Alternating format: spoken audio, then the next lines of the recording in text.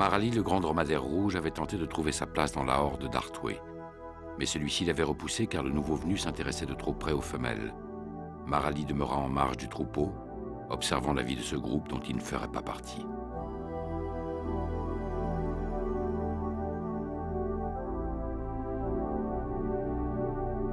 C'était la saison des combats pour les serpents du désert. Les mâles s'affrontaient violemment. Le plus fort aurait le droit de choisir sa femelle.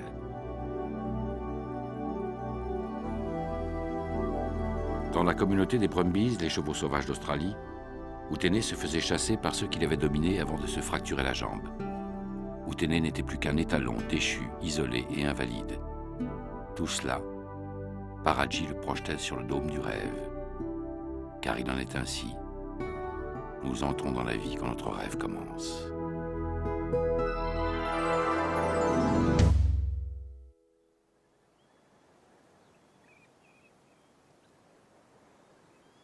De la rivière qui courait au milieu des sables ne subsiste plus qu'un peu de terre boueuse. La chaleur est telle que Paraji le dingo doit creuser une cuvette dans le sol pour espérer qu'il y subsistera encore un peu de fraîcheur. Autour de Kira, les autres membres du clan trouvent dans cette fange des raisons d'exulter. Elle leur rappelle les combats d'antan disputés dans les eaux claires de la plaine. Soudain, Kira tombe en arrêt. Des lapins ont creusé des terriers, tunnels et galeries sous l'aire de jeu des dingos. Ils sont peut-être des dizaines, prêts à narguer les appétits de la meute.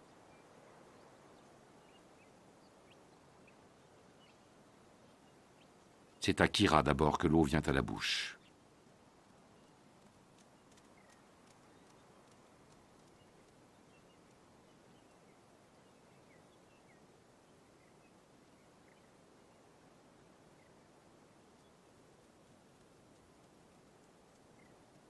Kira ayant perdu sa proie, Kintala balaye la plaine du regard dans l'espoir de détecter quelque autre gibier.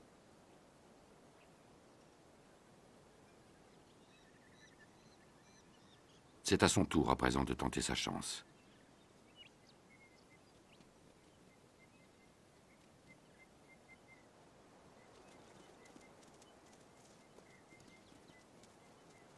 Ici, les lapins pullulent.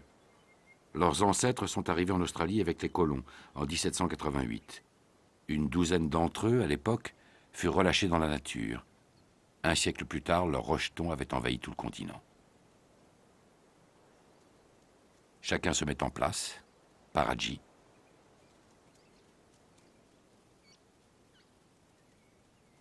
Kira.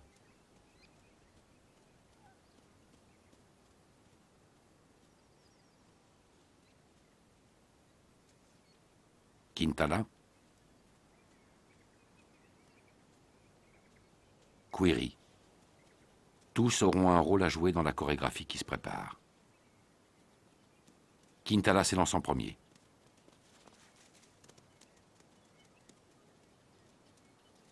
Aussitôt soutenu par Kira.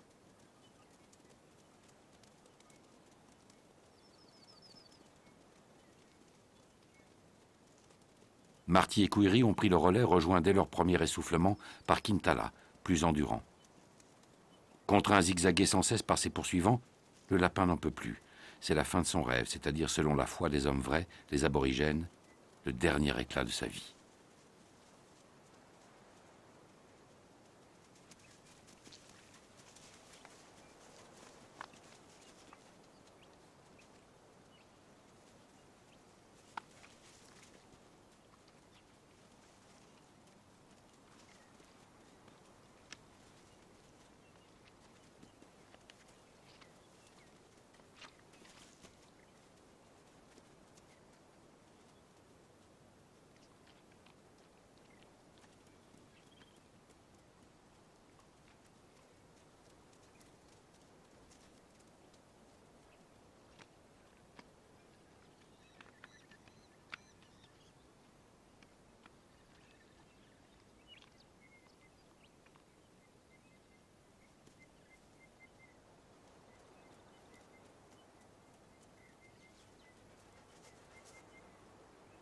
Le lapin européen et le lièvre brun constituent les proies favorites des dingos.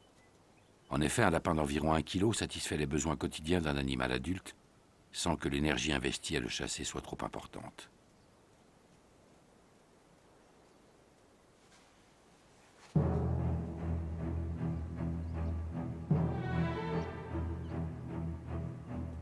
Chaque membre de la meute s'attend donc à être repu avant la fin du jour.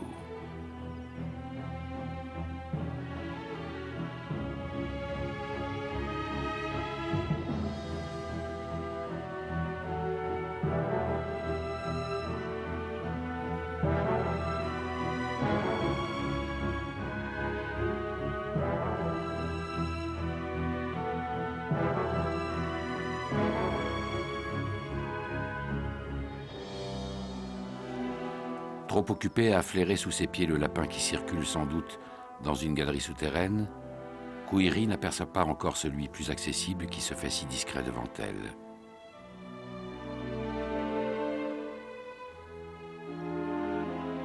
Pour se faire oublier, le lapin s'aplatit, se confond avec le sol. Il ne réagira qu'en dernière extrémité.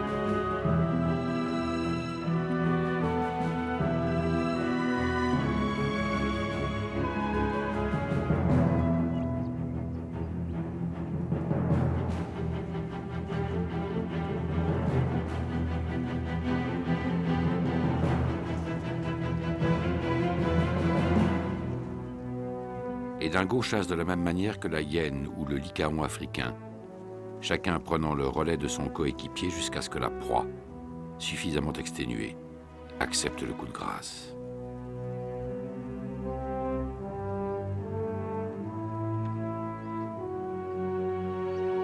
Chaque fragment du lapin sera âprement disputé entre les membres du groupe. Normalement, tout devrait être dévoré, à l'exception de la fourrure et de quelques segments du gros intestin.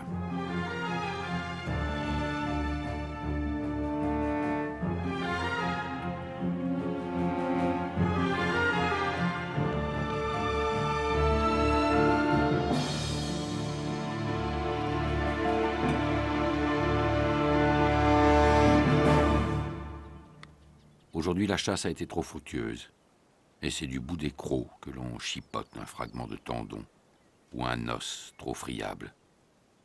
La faim n'est plus là, et l'ardeur est partie.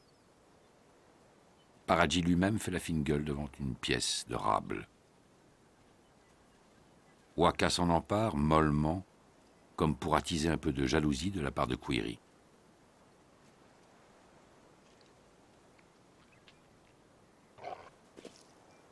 Quand le morceau de viande aura rempli son office, Waka se contentera de le laisser tomber par désinvolture, par provocation.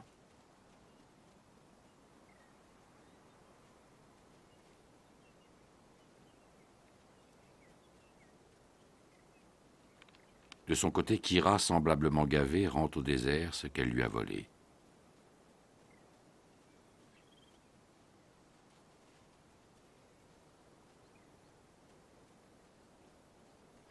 Mais Waka n'entend pas que les reliefs du festin ne profitent qu'à la terre.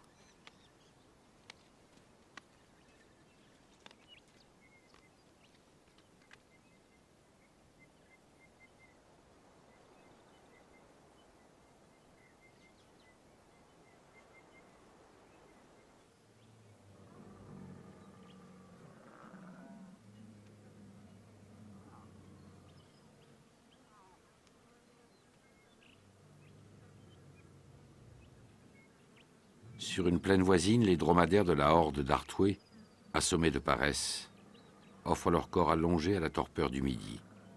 Ils sont dûment équipés pour vivre en milieu aride. Un métabolisme spécialement adapté peut transformer en eau les 40 kilos de graisse de leur bosse.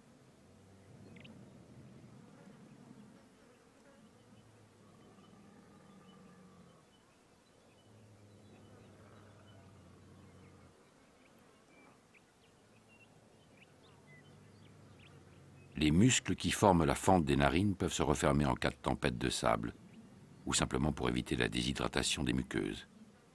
Leur fourrure laineuse particulièrement fournie aux endroits où frappe le soleil, comme le front ou le dos, produit un effet d'isolation thermique à la manière des burnous superposés que portent les bédouins. Chez les dromadaires, les jeunes, que l'on rudoie sans cesse, ont beaucoup à subir avant de devenir grands.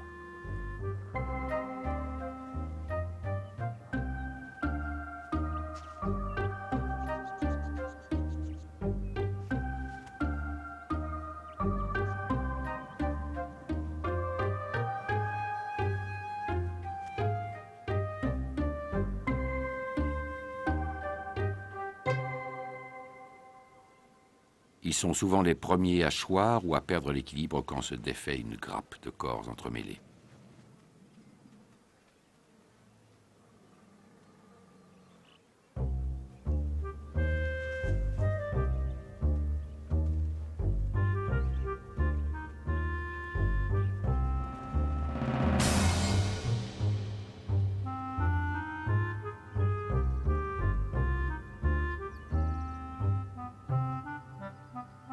La femelle donne naissance à un petit tous les 2 ans. Le bébé est précoce, capable de se tenir debout dès sa venue au monde et de marcher quelques heures plus tard. Il sera sevré à 1 an, mais restera à proximité de sa mère pendant plus de 3 années, jusqu'à sa maturité sexuelle.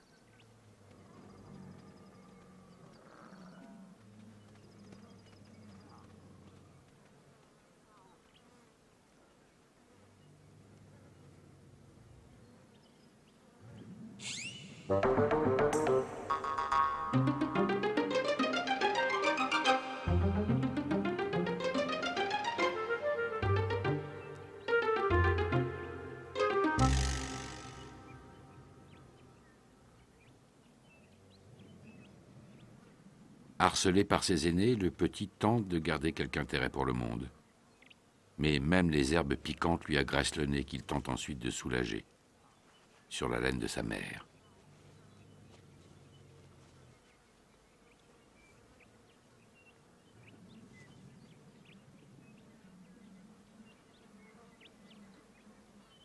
Heureusement, les désagréments de la vie en société s'oublient dès qu'il s'agit de téter. La femelle dromadaire, qui offre à son petit l'une de ses 2 mamelles, peut produire plus de 8 litres de lait par jour, alors que la chamelle n'en fournit que 4.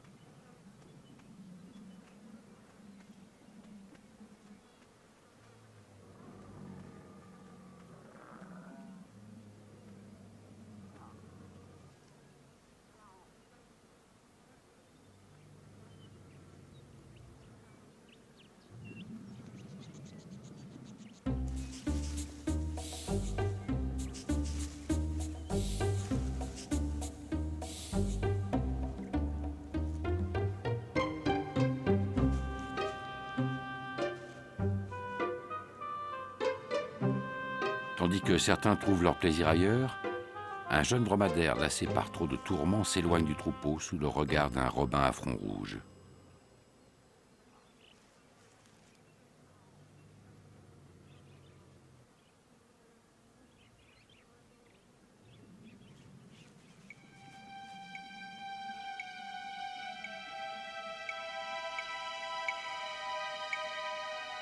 Peut-être est-ce la curiosité autant que la lassitude qui entraîne à présent le jeune dromadaire plus loin. Trop loin.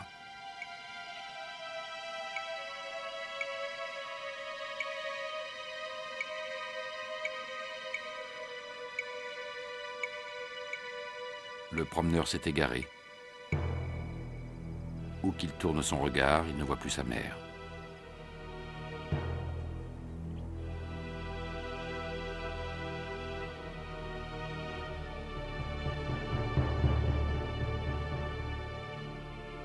Le jeune dromadaire n'a trouvé aucun autre moyen d'oublier sa dérive que de s'endormir à l'ombre d'un arbuste.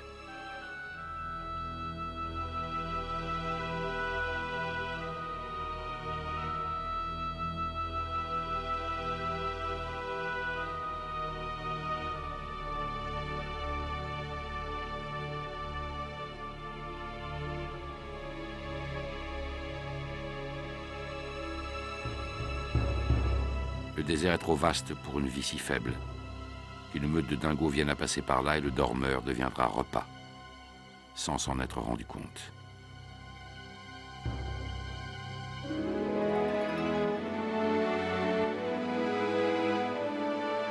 La mère, que l'absence de son petit avait préoccupée, l'a enfin retrouvé, si vulnérable, telle l'offrande qu'un Dieu n'a pas encore acceptée.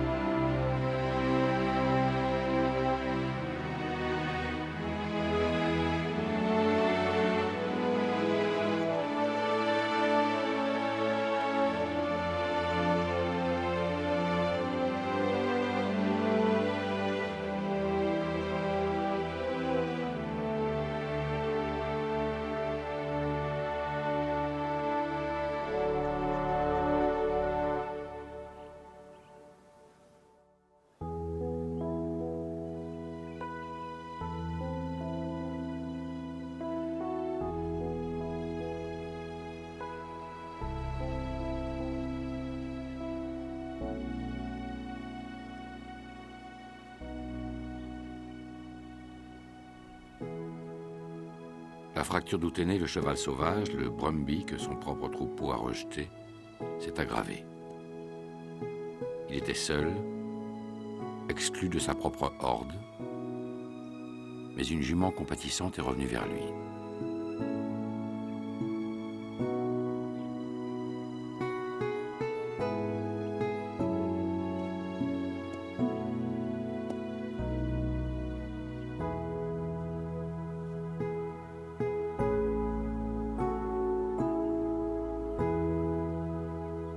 Chaque tentative pour faire un pas de plus lui déchire l'épaule et le cœur.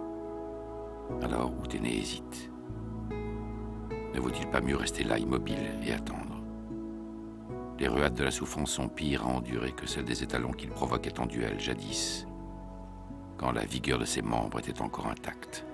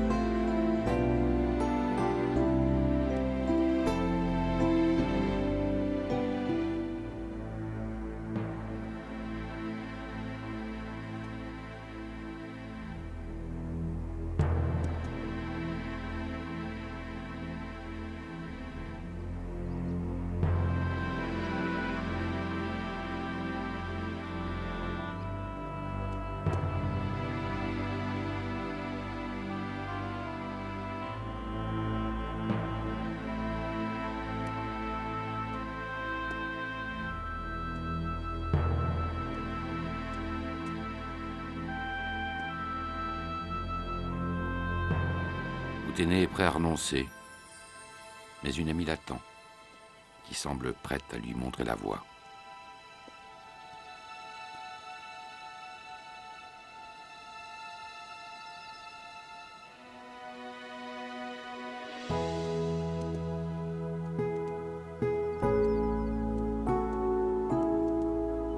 Un regain d'énergie fait claudiquer l'infirme vers celle qui l'invite à tenir bon, à accepter de passer encore près d'elle quelques instants de vie.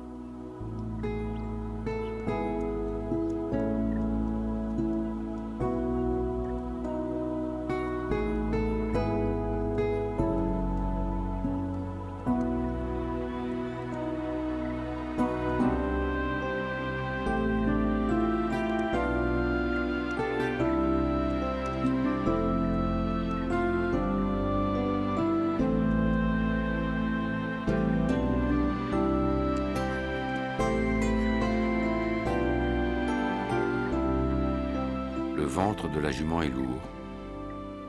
Elle porte le poulain d'Uténé.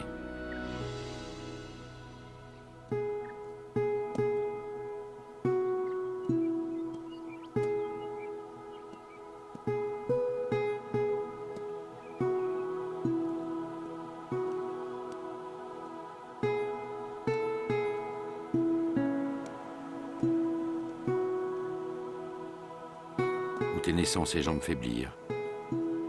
En dépit de sa peine, il vient vers la jument et s'allonge près d'elle. C'était son dernier pas.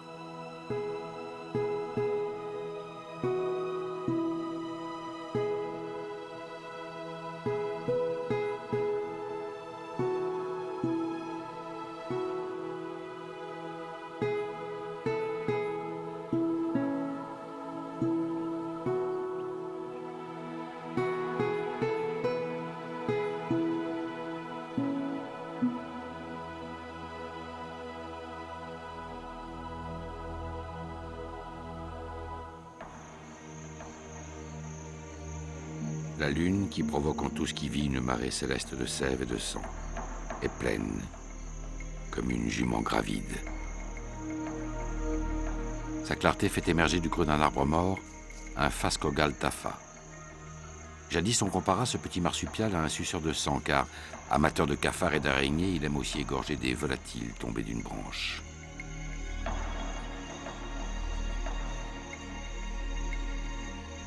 La souris marsupiale à grosse queue fréquente, mais au sol, les mêmes terrains de chasse que le Phascogal.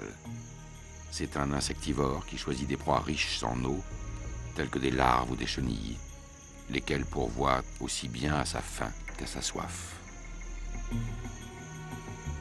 Un observateur dresse ses oreilles et effarouche le timide Phascogal.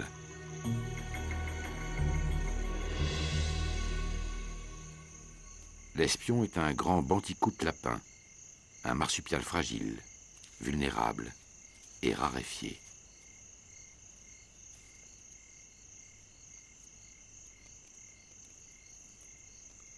Tandis que la souris marsupiale à grosse queue poursuit son repas d'insectes moelleux, le grand bandicoot lapin fouille la terre en quête de bulbes, graines, champignons ou insectes.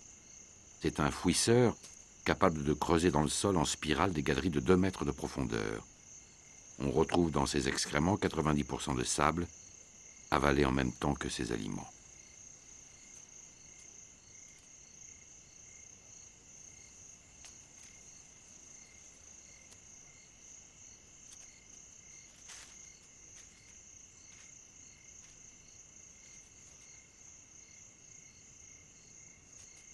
Une autre souris marsupiale rejoint sa congénère et l'entraîne au nid collectif. Le grand bandicoot lapin se retrouve seul sur la place, flanqué d'un rat kangourou aux allures matoises.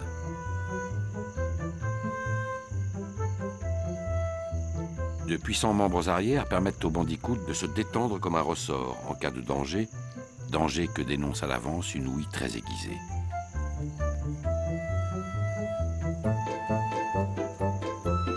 Un second rat kangourou vient à son tour se frotter aux herbes bleues. Mais le grand bandicoot, fantôme secret et solitaire, n'aime pas qu'on le perturbe.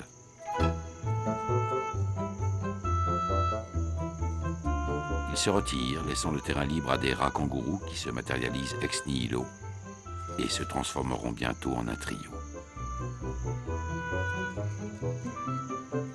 Vexé de s'être laissé évincer si facilement, le bandicoot revient en observateur attentif et parfois effarouché.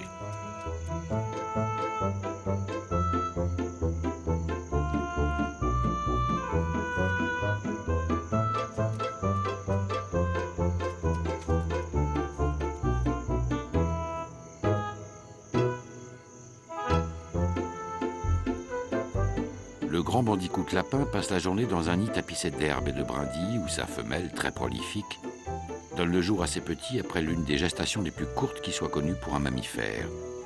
14 jours. Mais c'est la nuit que le bandicoot s'agite, trotte et grignote en compagnie du rat kangourou sur les grandes étendues de sable et de broussailles que la lune rend mauve.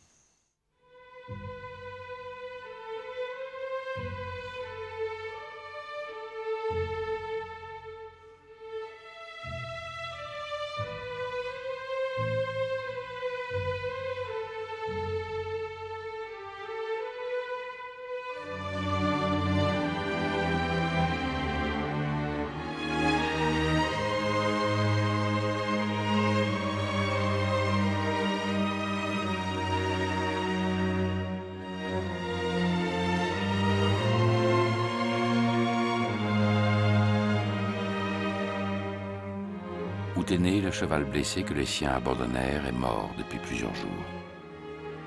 On préférerait dire ici sur le dernier continent qu'il a quitté son rêve pour rejoindre une autre demeure spirituelle. Quand il se sera apaisé, Uténé rêvera encore et recommencera sa vie sous une forme nouvelle. Peut-être sera-t-il une mouche, un microbe ou un kangourou, quelle importance. Le rêve en décidera. La vie n'existe pas. Il n'y a que la conscience qui se passe d'oripeau.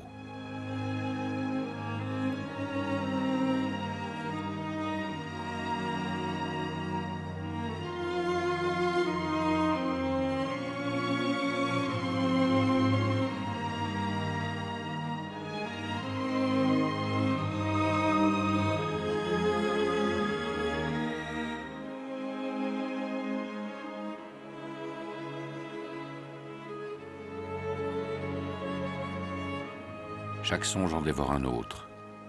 Celui de l'oiseau se nourrit de la larve, qui se nourrit d'Uténé, qui se nourrissait de l'herbe, où le sang des morts avait coulé.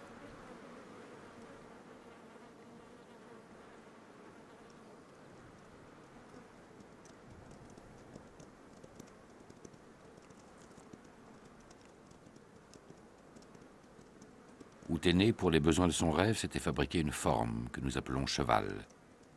Cette forme est celle qu'adoptent dans le monde entier tous les esprits qui font le même songe. Aujourd'hui, quelques-uns de ces esprits viennent se regrouper autour de cette chose inhabitée où, quelques jours auparavant, se logeait encore Uténé.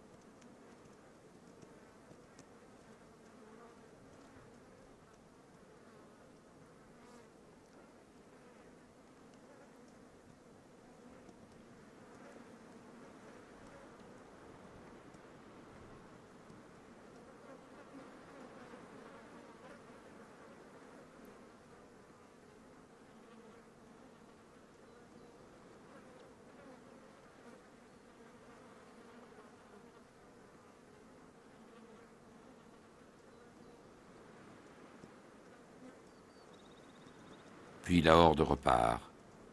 Un rêve s'est cassé, une conscience a cessé de se travestir, un vieux costume repose sur le sol. Rien à signaler.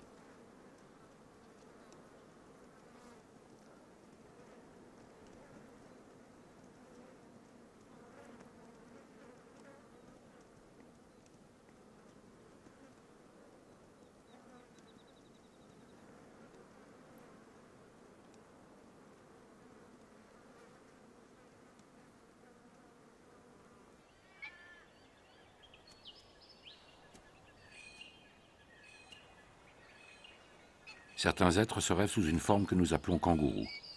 Il en est ainsi de Burka dont la famille ne cesse de s'accroître.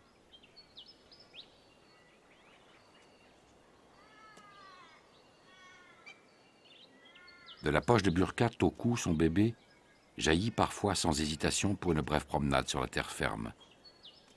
Il lui a fallu apprendre à coordonner ses mouvements, à accepter de passer sans cesse de la pénombre à la lumière, d'un cocon si doux à une planète si dure.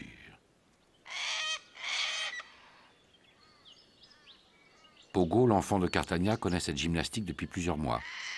Bientôt, il devra se déshabituer de revenir vers la poche et d'y chercher la mamelle devenue inutile.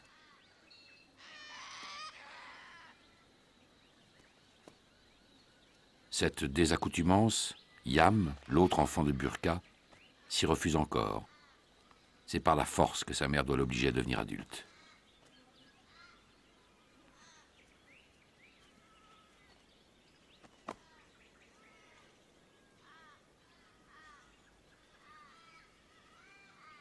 Ngama, le grand mâle qui veut séduire Cartagna, observe celle-ci que Pogo veut une fois de plus contraindre à jouer avec lui.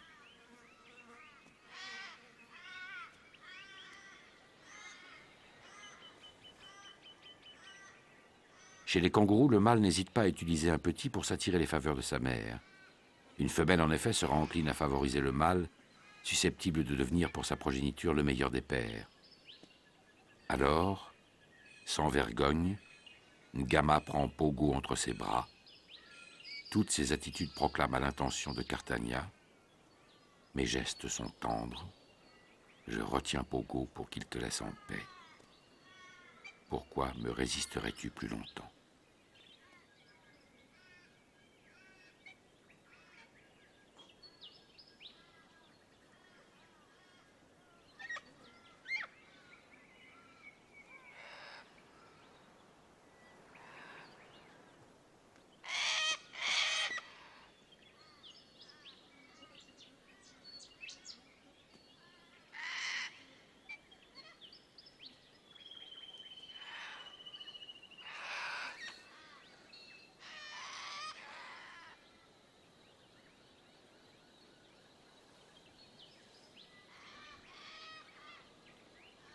Pogo en a assez d'être ainsi manipulé par les prétendants de sa mère et de se voir délaissé par elle. Peut-être les wallabies de l'île de Gênes seront-ils de meilleure compagnie.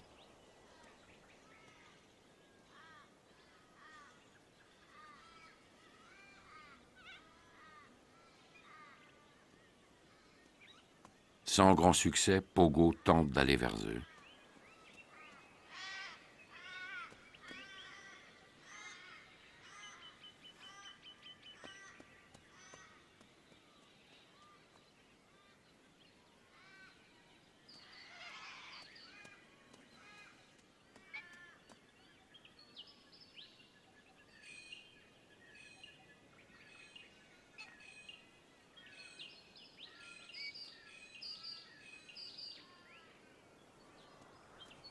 Il faut se rendre à l'évidence. Personne ne veut jouer avec le petit kangourou en quête d'amitié.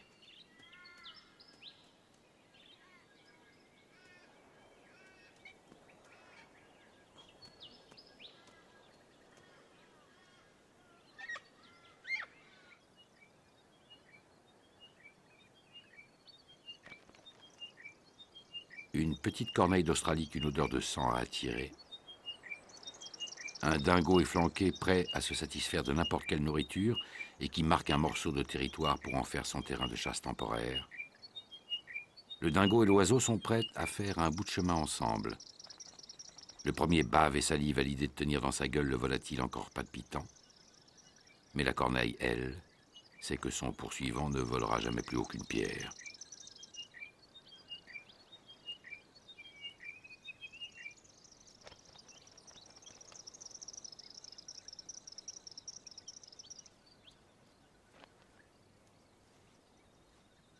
La corneille et le dingo campent sur leur position.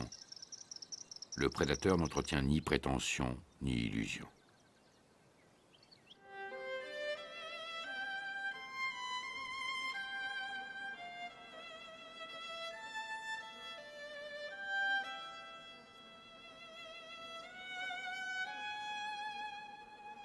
Quand un animal meurt dans le bush, des nettoyeurs entrent en action. Il y a 3 équipes, les bactéries, les insectes et les charognards. Les premières décomposent les matières, rendent les fluides à la terre et désagrègent les matières solides. Les insectes pondent des œufs qui deviendront larves grouillantes dans une soupe de lymphe tiède.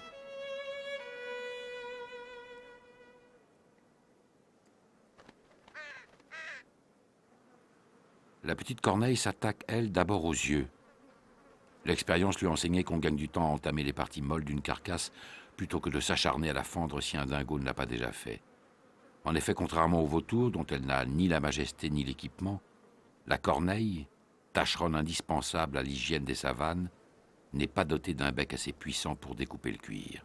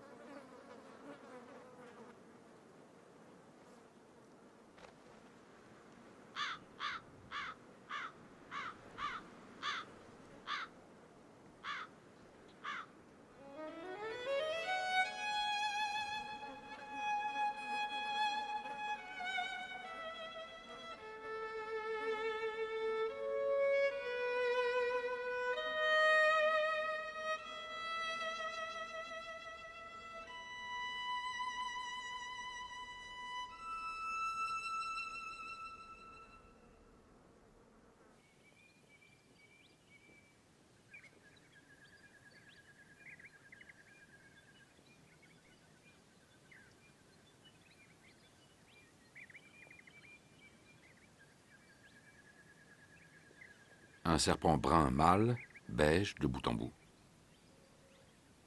Un autre serpent brun mâle nommé Cacalac avec une tête noire et un corps rougeoyant. Une femelle qui vient à passer, beige à tête noire. Les combattants sont là et le trophée aussi. Tout est prêt pour que la lutte commence.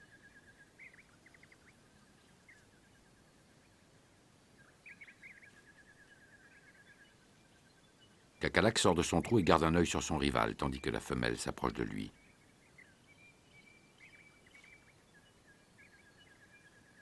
L'ennemi n'apprécie pas que le trophée puisse échoir à un autre sans qu'il ait pu montrer sa force. Il en sera pourtant ainsi car Cacallac et la femelle commencent à se frôler.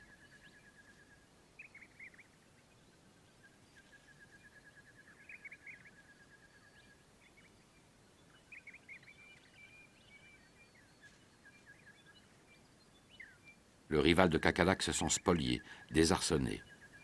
Le dédain de la femelle est plus infamant qu'une défaite au combat. Le serpent s'éloigne et s'enfonce au niveau où gît sa fierté, dans un trou. Lentement, Cacallac fait glisser son corps par-dessus celui de sa conquête. Son pénis s'introduira dans le cloaque et de longs spasmes agiteront les deux serpents jusqu'à ce que la femelle soit fécondée.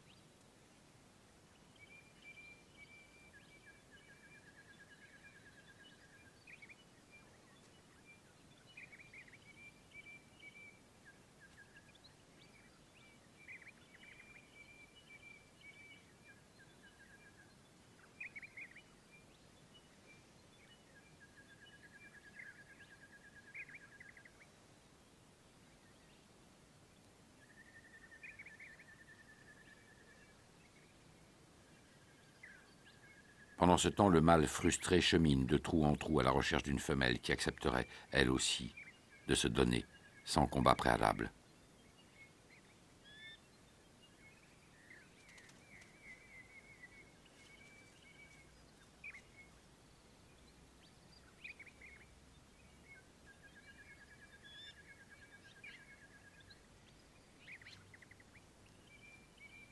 Aucune bonne fortune ne s'étant offerte à lui, le serpent beige vient s'assurer que la femelle n'a pas changé d'avis.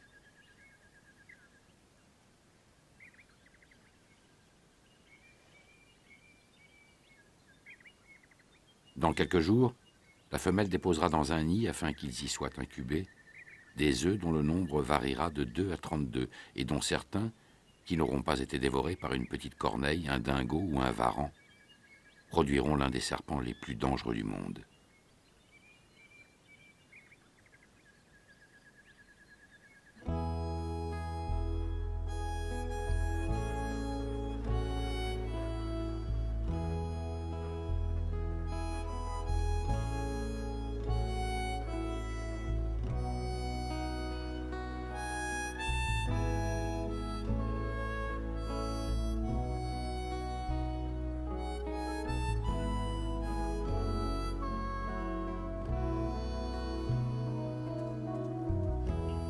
Portée par le vent du désert, l'odeur puissante d'une charogne, celle d'où est né, est parvenue aux narines de Paradji et des siens. Par cette chaleur, une carcasse est une aubaine. Elle épargnera à la meute l'effort de chasser et lui permettra d'investir son énergie différemment. En effet, le métabolisme du corps doit prioritairement compenser l'affaiblissement que provoque la soif et la brûlure du soleil. Toute autre dépense de ressources se ferait au détriment de cette priorité.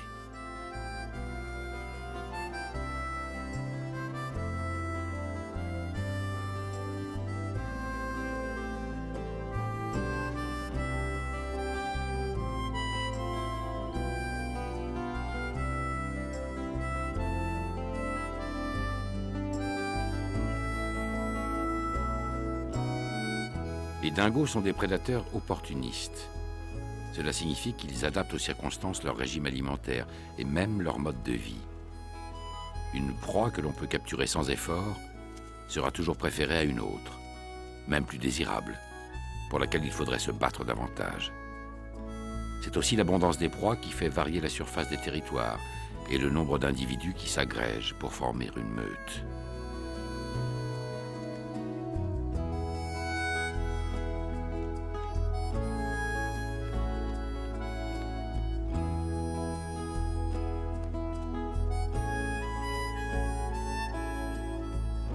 Une carcasse vers laquelle on reviendra à quelques jours d'intervalle pour en faire plusieurs repas offre donc bien le meilleur rapport entre l'énergie investie et celle reçue en échange. La plaine y trouve aussi son avantage. Les dingos la nettoient des cadavres. En outre, selon le même principe économique, la meute tue les faibles, faciles à atteindre, et contribue à la sélection des mieux adaptés à survivre.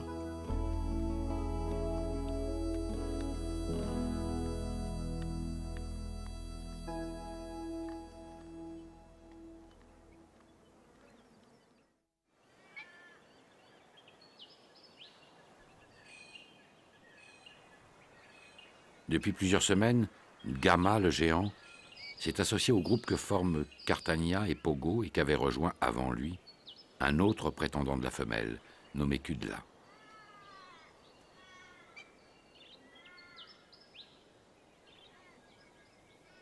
De l'épaule, Gamma repousse Pogo qui voudrait jouer. Il en a assez désormais de subir les caprices du fils pour espérer plaire à la mère.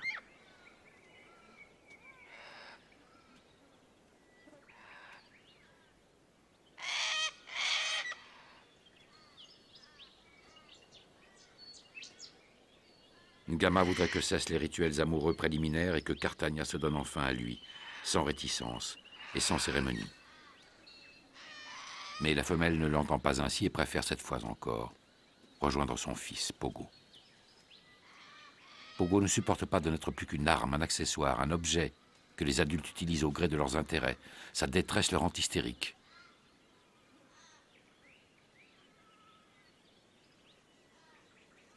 Même sa grand-mère, Burka, ne semble prête à lui offrir aucun réconfort, trop absorbée par les problèmes de ses propres enfants.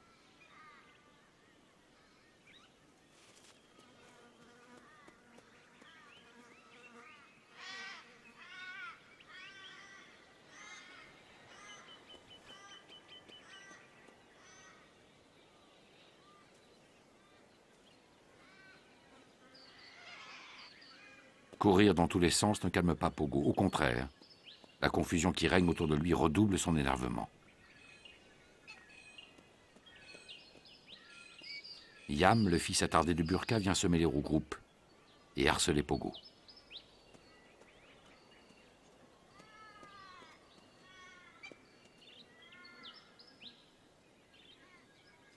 Kudla vient à la rencontre de Yam. Prétendant éconduit et pathétique, il en est réduit à dominer le kangourou le plus faible de toute la bande.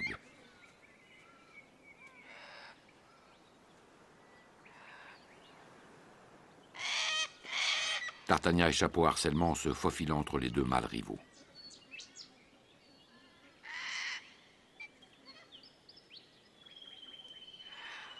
Gamma, cependant, finit par la rejoindre.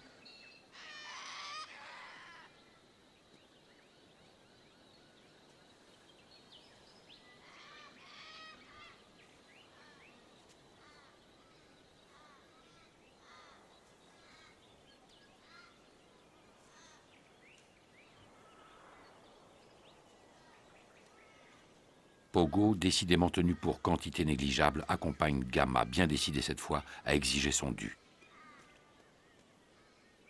Kudla regarde Cartagna partir avec un autre. Cette fois, il a bel et bien perdu la partie.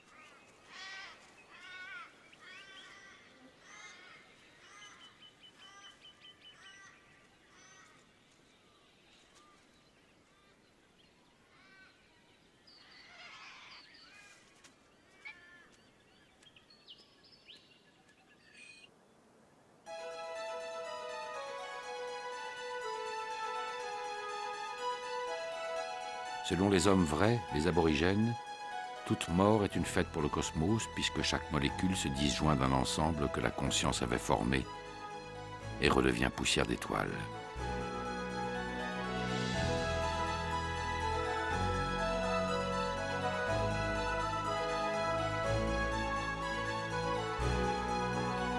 Chaque goutte de sang retourne au ruisseau et chaque atome au système solaire. C'est la même vie qui continue, dans la matière même du sol, dans le vide de l'espace.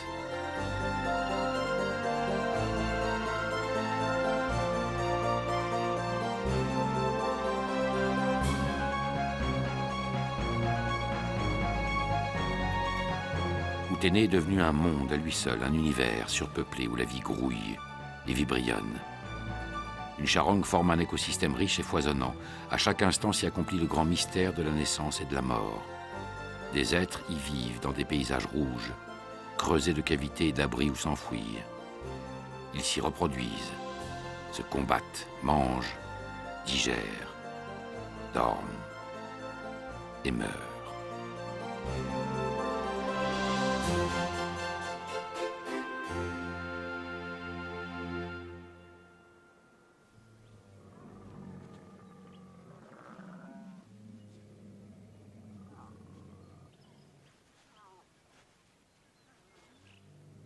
Les dromadaires du clan d'Artoué se sont arrêtés depuis plusieurs semaines sur la grande plaine poudreuse. Leur chef retrouve, en se baignant de poussière, les sensations qu'éprouvaient déjà ses ancêtres venus du Moyen-Orient ou de l'Inde et importés au milieu du XIXe siècle pour former les caravanes des pionniers. Le sable rafraîchit la peau, soulage les démangeaisons et gêne les parasites en s'incrustant dans la laine.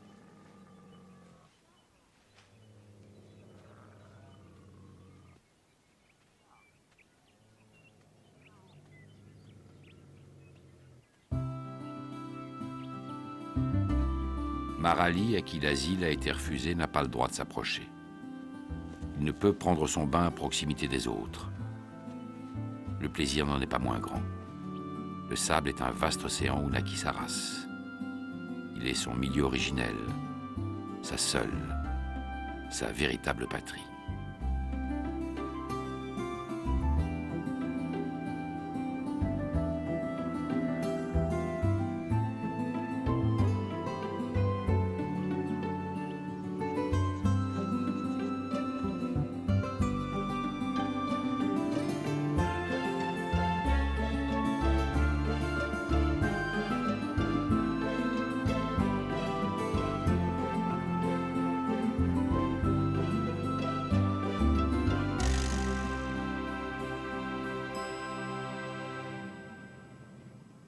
Un congénère s'approche du banni. Il n'en a pas le droit, mais l'infraction qu'il commet devient bénigne, car chacun finit par s'habituer à la présence de Marali. Celui-ci s'est imposé au fil du temps comme un élément du paysage dont on ne se méfie pas. Il ne passe plus autant qu'auparavant pour un étranger, un envahisseur.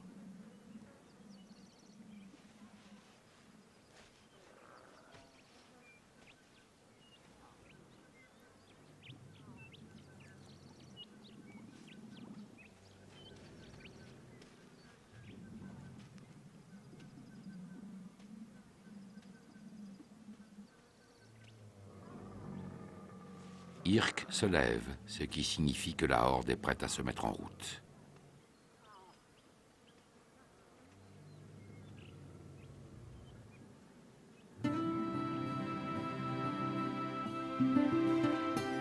Marali marche dans le sillage du troupeau.